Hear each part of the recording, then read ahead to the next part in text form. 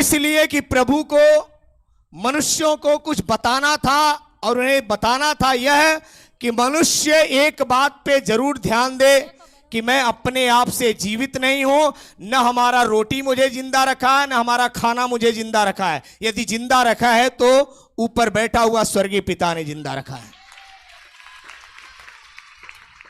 Hallelujah.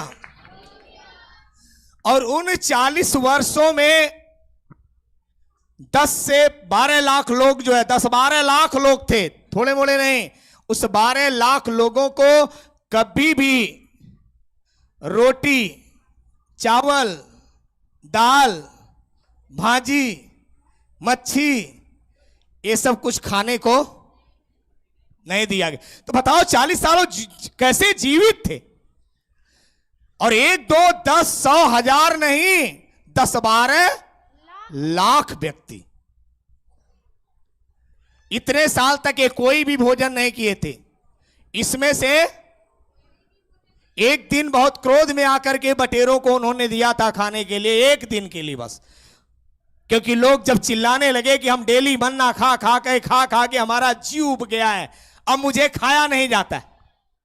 स्वर्ग से एक भोजन जो सांवा के आकार का सुबह गिरता था, उसी को लोग बटोर लेते थे, और वही बटोर करके उसको खून के कूट के उसी का दाल बनाओ चाहे लिट्टी बनाओ, कुछ भी बना के लोग खाते थे। एक भोजन 40 बरस तक बिना काम किए, बिना मेहनत का, कुछ भी नहीं करना है, स्वर्ग से भोजन दिया गया। कहां से दिया गया? और आज मनुष्य परेशान है, कुछ करेंगे नहीं खाएंगे कहां से? कुछ करेंगे नहीं तो खाएंगे कहां से?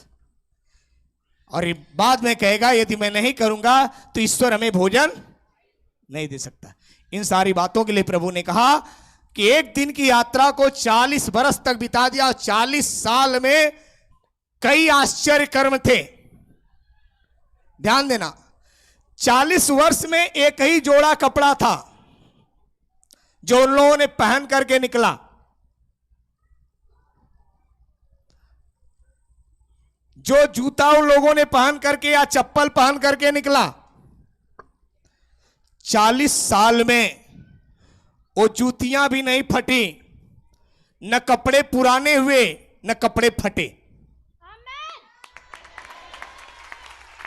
40 बरस, ध्यान देना, 40 साल तक न जूती पुरानी हुई न फटी।